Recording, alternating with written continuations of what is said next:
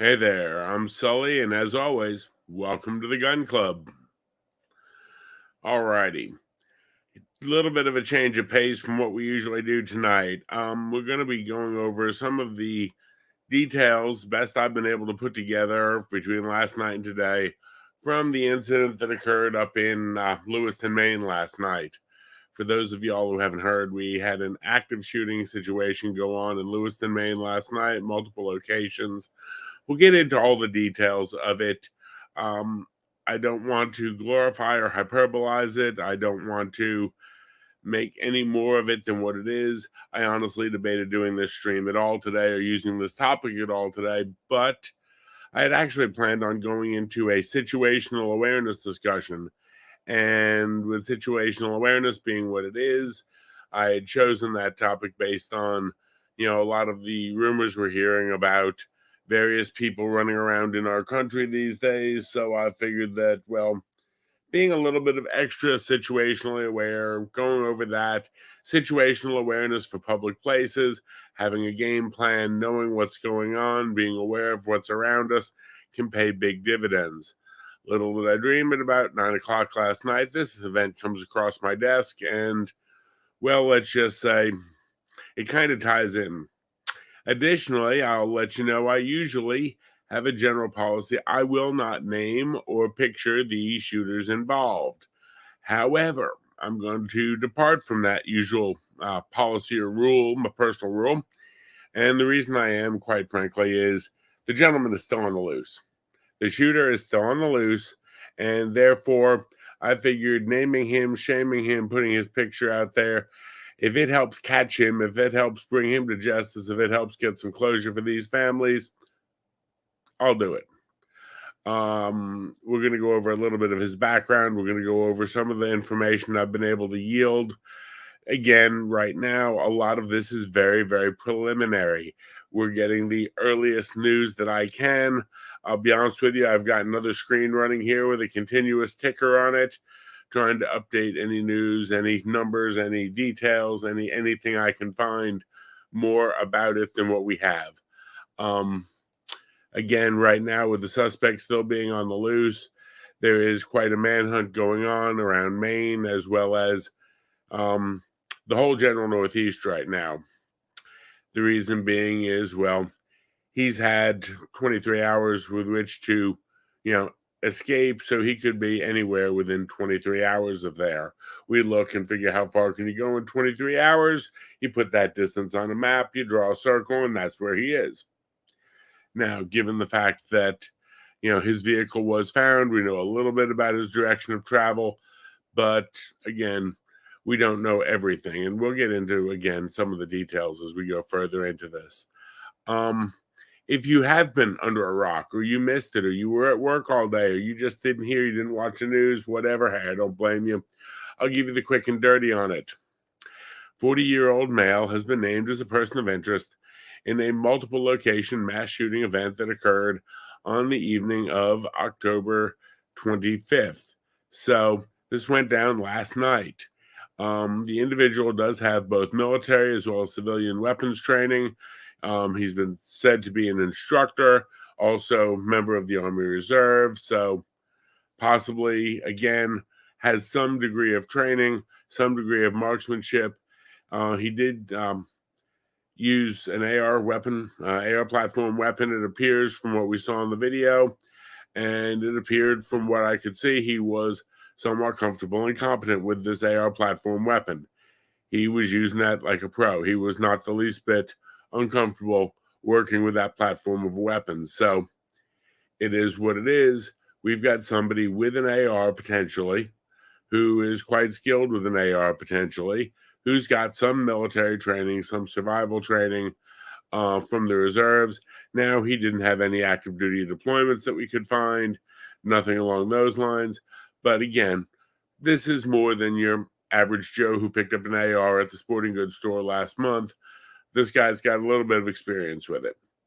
Now, the individual was hospitalized for 2 weeks back in the summer of 2023 for mental health issues, including at the time talking about hearing voices, possibly hearing voices to shoot up his Army National Guard base or his Army Guard base, his Army Reserve facilities. You know, a lot of speculation in there. Again, 2-week hold, hearing voices telling him to do bad stuff with weapons at facilities. How he still had an AR, I don't know. Something went through the cracks on this, and that's going to be stuff we're going to find out down the line. We will be following up on this case. And again, I hadn't really planned on doing a hot take on it this early in, but there was definitely I think a push to do it because the guy is still on the loose. And if the guy is still on the loose, he still represents a potential hazard. And so with that, with the manhunt on the way, anything we can do to get the news out and get his, mug plastered all over the place, the more we can do.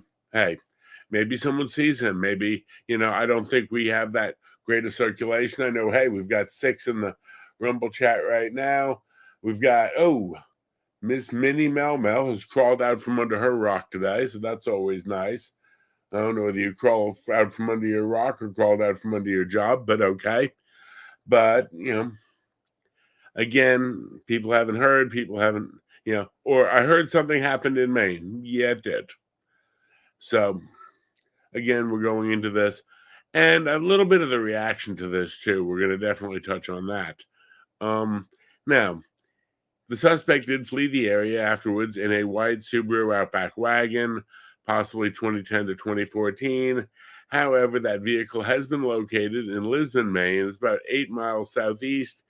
It was located at a fishing pier, and it was a fishing pier that would have been very familiar to him. This is in very much his backyard, his neck of the woods, where he grew up, where his family has had land for several generations. So as far as hunting and fishing in the area, again, this is very much being played on his turf.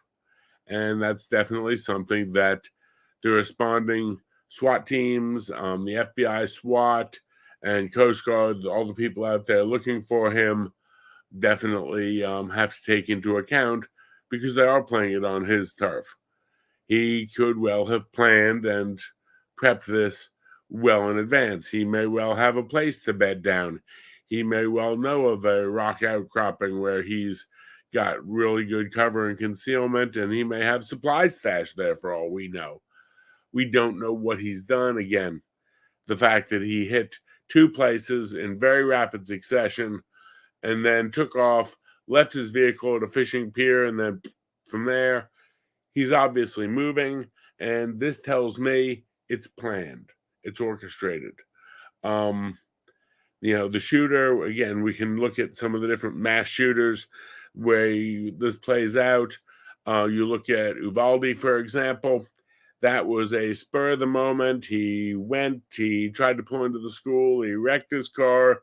He grabbed part of his ammunition, left one of his rifles in the car, left some of his ammo in the car, dropped some of his ammo on the way into the school. Very haphazard, very sloppy, very unplanned, very chaotic, very evil, but still chaotic evil. This is intentional. This is, working very well, planned it out, planned his work and worked his plan.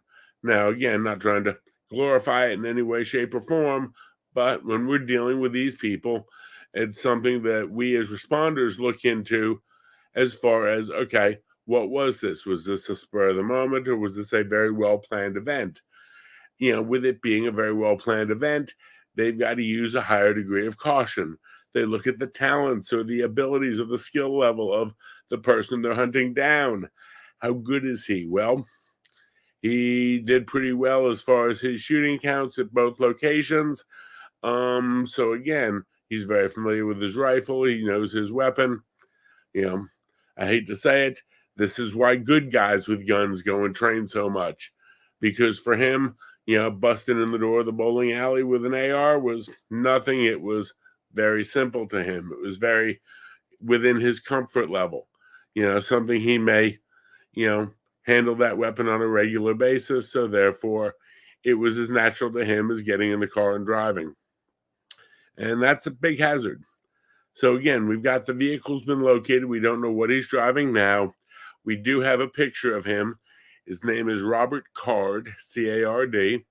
He is a 40-year-old male. Maine State Police have cited him as being a person of interest at this point. They have not officially said he is the one who did it, but they're now talking about they have an arrest warrant for 8 counts of murder. They consider him to be very armed and dangerous. Folks, if you do live in the area or if you do happen to run across this individual, do not go anywhere near him. Get law enforcement involved. Again, he's taken, several lives right now, and there's no saying that he wouldn't do it more. Beyond that, he does have military and civilian weapons training.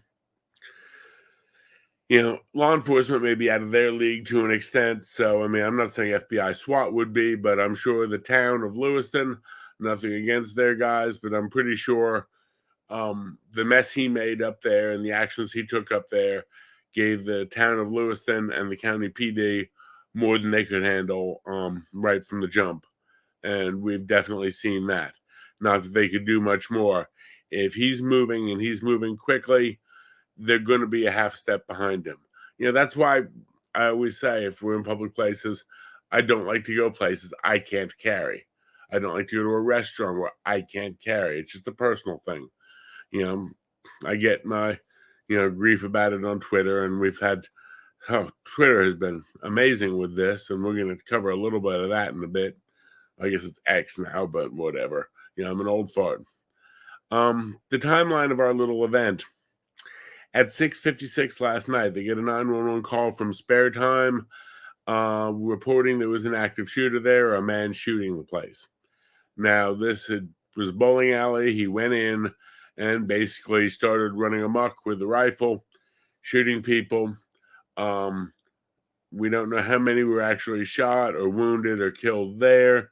We do know that he shot a bunch and left. By 7:08, they get a 911 call from Shemengis. I guess that's how we speak. Shemengis, I don't know. Shemengis, I don't know. Bar and Grill. It's about 4.5 miles away. They report they've got an active shooter in the restaurant. Now, at that point, PD did not know that this is the same. Is this multiple people? What's going on? Is this a coordinated attack? Like a pincer attack? What? 2 guys, 2 different places. Turns out, as they looked at all the TV footage and the picture footage, it turns out to be all one guy. Pictures released at about 2,000 hours of a person of interest. That was the Mr. Card I showed you on the previous page. By 2026, the neighboring city of Auburn, Maine, urges a shelter in place for their residents district-wide. Now, again, that's great that they did that. I would have loved to see them do it earlier, especially, by the time you figure PD gets to Shemengis at 7:15, 7:20, he's not there. He's left in a white Subaru Outback, unknown direction of travel. That's where we all got to be saying, okay, what's going on? Everyone wants to know what's happening, but the next step is what do we do to it? Folks, if you think about it, if you hear of an active shooter or a mass shooter nearby you, within 50 miles of you, and you hear 50 miles, good radius, and you hear suspects gone, unknown, that's when you start locking down. Should be automatic. We shouldn't have to be told this. There's a maniac out there with a gun who's doing lots of killing, and we don't know where he is, especially if you're in a rural area. You never know. He may be trying to flee through the rural area, trying to take back roads and lose control, have a wreck, hit a deer. We all know Bambi likes to go out there and run in front of our vehicles. Anywhere around there, it should be like an automatic lock it down. I'd rather shelter in place than wait. Now, at 9:17, there's an image of the vehicle released. It's a white Subaru Outback. They've got pictures from it from the exterior camera in one of the places he was at, and had black spray paint on the bumper. They had a really good description of it, came out, and we all said, okay, maybe a good chance of catching this guy. By 10:52, the name Robert Card is identified as being a person of interest. That was the picture I just showed you. This went out state, went out local. There were actually posters sent out pretty much everywhere. And shortly thereafter, at 11:30, the vehicle was located 8 miles southeast at that familiar old fishing hole at the boat ramp. Now, the question is he on the boat? Is he on the lam? Did he take another vehicle that someone had left there? Maybe he pulled up, ditched his vehicle, jumped in the other vehicle, hot-wired, stole it, broke into it, did who knows what, and drove away with it, and he's in a vehicle, unknown direction, unknown vehicle. Or is he up on the boat? Is he on a boat? Did he have a boat there? We're not sure right now. That's why, again, the Coast Guard is involved in this. They've got their assets. They've got Coast Guard helicopters looking in the area, as well as FBI SWAT has come up, as well as several other entities, Maine State Police and everything else, really trying to find this guy. He's the most popular prom queen for the Northeast sector right now, definitely. Now, let's backpedal a second. He had a 12-minute gap between the first call from one place and the one from the second one. Assuming the calls happened at the same time, assuming maybe 5 minutes to travel, he would have spent about 7 minutes in each place.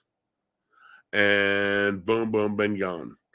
That, again, is enough to dump a bunch of rounds into a crowd, and bail out. Very, again, well planned ahead. If you stay there too long, cops are there on top of you. You leave too early, you don't, get enough done, so to speak. So he planned this pretty well. He knew his numbers, he knew his times. And again, not trying to glorify him, not trying to give him his cardboard cookie for the week. I am trying to say that this guy is a different skill set. This is a different one than the ones we have a lot of times. You look at a lot of these things, the idiot who shot up the King supermarket up in Buffalo, he tried to do something like this. When he went through the first place, did a bunch of shooting, he took off out the door and walked right into the arriving law enforcement and was arrested and is now doing life. Good place for him. Oh, that's okay. We got him 3 hots and a cots. You look at the one who did the Jacksonville shooting down at the Dollar General. Again, he was still there. PD shows up and he revoked his own birth certificate. Definitely a different caliber of shooter, so to speak, pardon the pun, than what we usually get. And that's going to definitely progress into that different caliber. How well has he planned his next step? Where is he? Has he gone toward the capital of Maine? Has he gone toward Boston itself? Has he gone toward Washington, D.C.? Who knows? Has he gone towards Bedminster to go after Trump, or has he gone toward D.C. to go after Biden? You don't know. This guy, definitely an interesting piece of work. One thing of note, they've now said that they found a firearm in the vehicle that was found at the boat ramp. They do not know if that firearm was the one that was used in the event. They don't know whether that was a different firearm. They don't know if the same firearm was used in both events, although it appeared to be. We still don't know how this guy had a firearm after being in a mental facility for 2 weeks.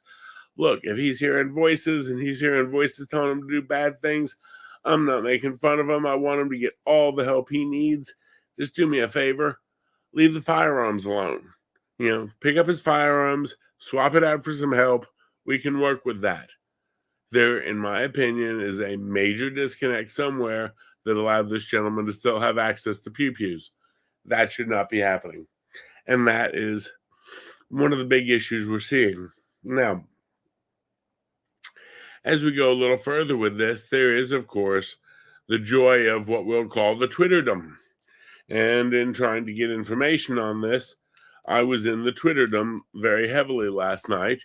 And when I went wandering through the Twitterdom, it was quite an interesting situation. And parts of Twitter really bothered me last night. I'll say it, and it bothered me again this morning.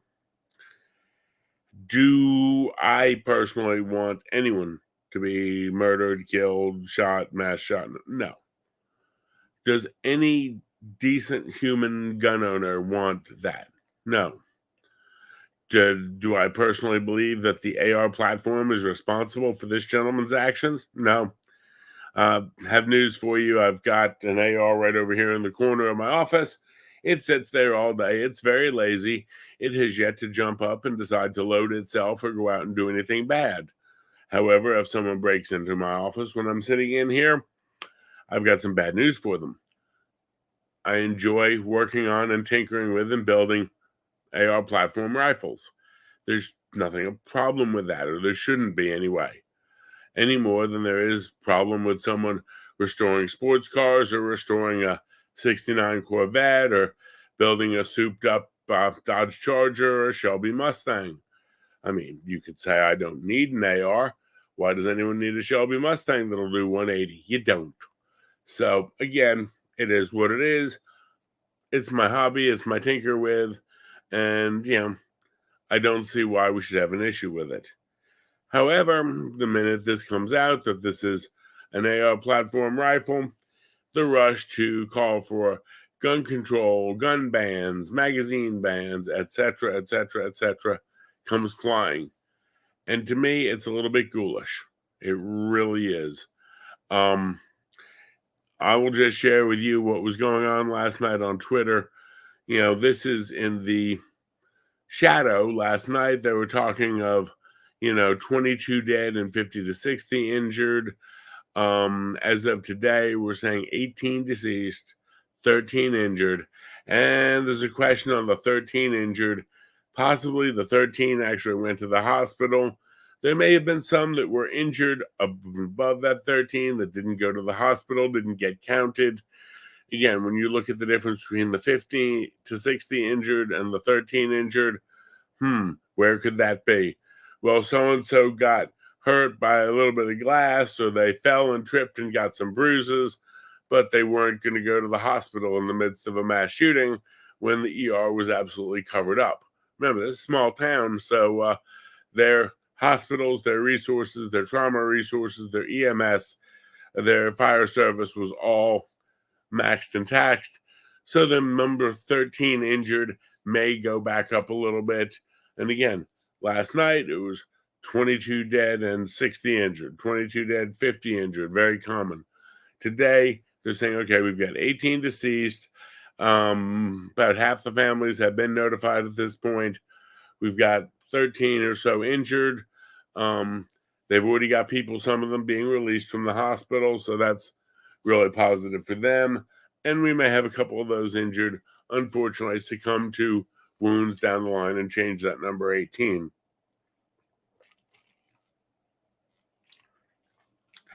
As a general rule of thumb, I don't like to come out with these numbers this early because they are likely to change and make me wrong. But again, I wanted to do this one today in the aftermath of it for a couple of reasons. Number one, I wanted Dumbass's picture to go back up on the screen. I want Dumbass to be caught. And number two, because, well, the response out there from the general public was insane at best. I'm going to blow this up so make it a little bit easier for y'all to see it. Last night on Twitter, if you can't read that one, the top one is David Hogg. David Hogg, as you may be familiar, of Parkland fame, was talking about, quote unquote, Republicans do not give a single F about stopping crime or protecting our communities. They are arming the very terrorists who are slaughtering children in our country. Now, if he wants to insist that Republicans don't care about crime control, okay. Yeah, David, I don't believe you. But what's even worse is this last night occurred in the very aftermath of the shooting. We didn't even barely have casualty counts. And so my response was, well, one more ghoul heard from. And yes, ghoul. And I will say this to anyone who wants to go at me on Twitter or X or whatever it is, and I said it to a lot of people last night. If you hear that there is a mass shooting and your fellow American citizens are dead and dying and the bodies aren't even cold yet, and you use it as a chance to come out to make a political statement or a gun control statement or anything along those lines, You are an absolute soulless ghoul. There will be plenty of time to discuss how to prevent the next one. But you know what? We don't see an airliner crash, and as they're trying to put out the flames, sit there and talk about changing pilot training or changing the way air traffic control works. So you know what? David Hogg, yes, I get the fact that you're anti-gun. I get the fact that you think Republicans are big bad meanies and don't care about stopping crime. I'll make you a deal. Go to any city with a crime problem and put a Republican in charge of it and see what happens. Maybe we'll actually protect some communities. And he's so worried about people who are slaughtering children in our country. Send him to a weekend. Send him over to South Chicago for a weekend. I know that's a big Republican stronghold, and maybe he'll understand a little bit about crime control. But to use this for politics before the bodies are cold, sir, you have no soul. Then we have down below there Mr. David Swiatkowski. Now, I don't know too much about David Bozo, whatever his name is. Okay, I don't know what his name. I'm not even going to try to pronounce that. I'll just mangle it and laugh at him. We have him, and I posted out there, again, that we're trying to blame. There was a big tweet about blaming AR rifles, and I said, how are we blaming rifles when statistically rifles count for a minimum amount of the actual murders that are out there? Rifles are not popular in these situations. So comes back, yeah, of course. This stupid tweet by you is coming from a gun club. It figures making money off automatic guns is more important than lives. Huh? Enough is enough with mass shootings. Either ban automatic weapons or people get psychological tests before buying guns. Now, I know there's a lot of people on here who are not real big firearms aficionados. I mean, we've got 13 watching in the chat right now. Anybody in the Rumble chat, please, what can you tell me about David L. Bozo's? We'll just call him Snotsky. How's that? David Schlotsky? Slotsky's a deli. I'd hate to insult them because I don't think this guy could make a sandwich straight. But, okay.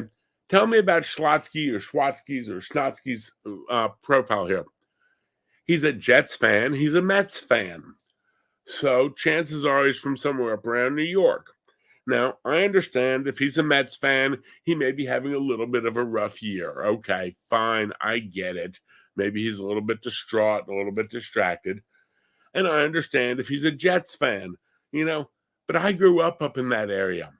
And I will freely admit, having grown up in that area and having been many Mets games and many Jets games myself in time, when I was up there, I didn't know much about firearms. As a matter of fact, I was so stupid, I didn't even know what I didn't know. But the last thing I would have done was go out there on a national platform. Now, granted, this was 1,000 years ago. We didn't actually have national platforms then. But I wouldn't have written a letter to the editor about automatic weapons or this, that, and the other. I didn't know anything about it. And I kind of think that's what Schnotboy here thinks. So, David, I said it down below. Calling me stupid, and in the same tweet, not knowing that automatic weapons are virtually impossible to get in this country, and the guy didn't use an automatic weapon, he used a semi-automatic weapon, I think I will feature this tweet on my show. Congratulations, Dave. We'll make you famous. David, congratulations. You are the dumbest tweet I saw last night. No doubt, bro. If you don't know anything about guns, that's fine. I get it. Our politicians many times don't know anything about guns. But when people are talking about firearms and firearms laws, to sit there and talk about how, either ban automatic weapons. Dude, do you know how hard it is to get an automatic weapon in this day and age? Really, bro? Kind of hard. So yeah, you got the dumbest tweet. You definitely did. And I'm not trying to be mean, David, but clean up your act, bro. Really. Get your head together, because this is... The gentleman involved did not use an automatic weapon. We'll start with that. Number two, automatic weapons are very, very heavily controlled. So let's go with this here. One, not an automatic weapon involved last night. It was a semi-automatic sporting type rifle. Very simple rifle. Number two, the guy shouldn't have had any handgun or any firearm at all, given his history, but he did. Number three, ban automatic weapons. Well, okay, we took care of that. The NFA did that a long time ago. And all the gun control people that want to come out and they want to talk about things, and trust me, there were a few others. Ed Krasenstein was out there, of course, with his, expounding on what he thought we should do and how we should fix it. Honestly, I'll be the first one to say this, and I will say this straight out. You want to fix it? I've got some fixes. I really do. Now, first off, if you think we don't have a mental health crisis in this country, yeah, we do. This guy apparently was in a mental health meltdown of whatever flavor and was able to get his hands on a AR-15. Personally, I don't care whether he got himself hands on a little Ruger 1022 caliber pistol. Folks, he shouldn't have had the weapon. Okay, fine, give him that. On the other side of the coin, unfortunately, no one was there. I don't know whether these were gun-free zones or not. Had there been a good guy with a gun there, maybe someone who could have engaged him and taken him out. A lot of people, when I made the comment about, unfortunately, no good guy with a gun, said, well, how could they do anything with an AR-15? And so then we got to discuss what happened with the Indiana Mall shooter, the Colorado Springs Quest nightclub shooter. Let's see, who else? 2 or 3 that were taken out by bystanders prior to arrival of law enforcement who had these big bad AR-15s. Again, the AR-15 is not an automatic machine gun weapon. It's not a weapon of war. It is a good weapon, and that's why I like one for home defense. Because guess what? If I have to defend my home or defend myself here, I like having one. But, at least I know what an AR-15 is. David, if you ever get down here to a nice free state where I'm at, give me a call if you're willing to learn. I'll be more than happy to take you out to the range, teach you, and let you fire an AR-15. And no, it's not a machine gun, Dave. That's about all I've got on this. Folks, if you've got questions on this or something you want me to hit, please throw it up in the Rumble chat. Otherwise, if you appreciate what we're doing here, give me a thumbs up, share it out. We're up to about 20 subscriptions, I think, on YouTube. We're about 217 followers on Rumble.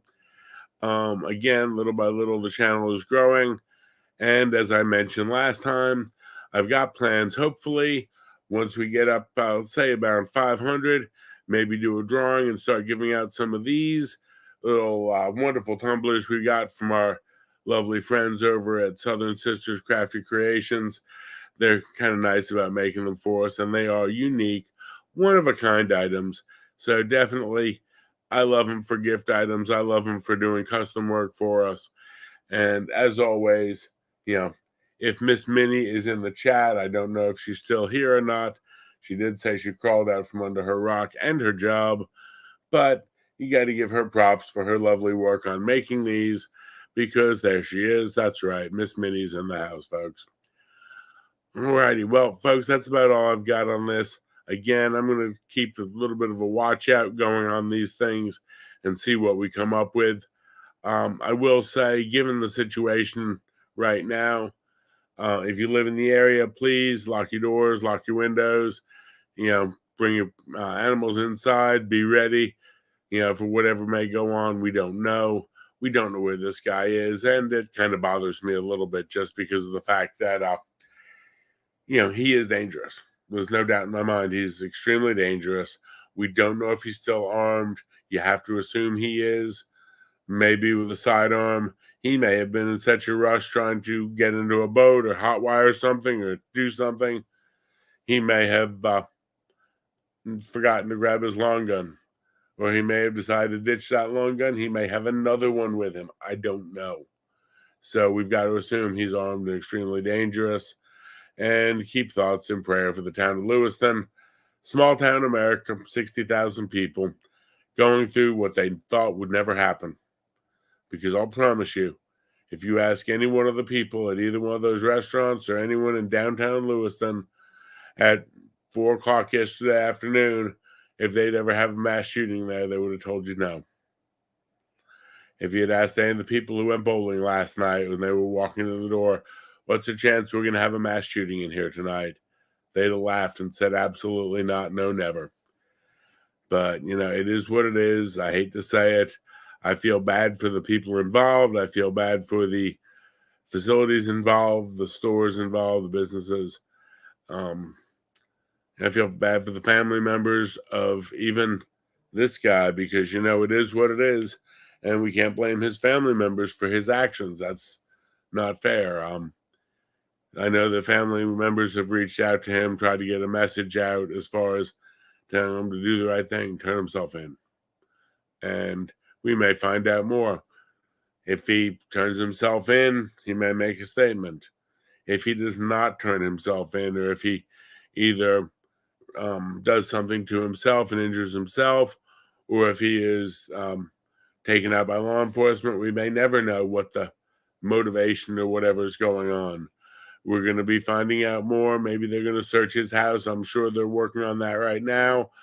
Again, law enforcement's very much maxed and taxed because their first number one priority, they probably sealed his house, but right now they can seal his house and not worry about the house too much. Let's go find the idiot with a gun. That's kind of our priority. But again, be smart, be safe. If you're out in public, be aware. Take care of yourself. And again, I don't know if any of these were gun-free zones. Not going to even go down that road right now. It is kind of strange to me that in two rather large gathering places, nobody was able to engage him with anything. Oh well, it's sad, folks. And yeah, again, I debated doing this stream, but I definitely wanted this idiot's picture to make it out there because if one more person can see it, one more person can do something about it. All right, well, that's all I've got. Folks, y'all have a wonderful evening. Be smart, be safe. We'll be back on Tuesday with the weekly update. Don't know if we'll be popping up any streams over the weekend. I'll be doing a little bit of private teaching on Saturday of this weekend, dealing with a couple of newer shooters, going over some basic fundamentals of firearm usage and maintenance. So, hey, always good. And remember, protect yourself, protect your friends and family. Bye.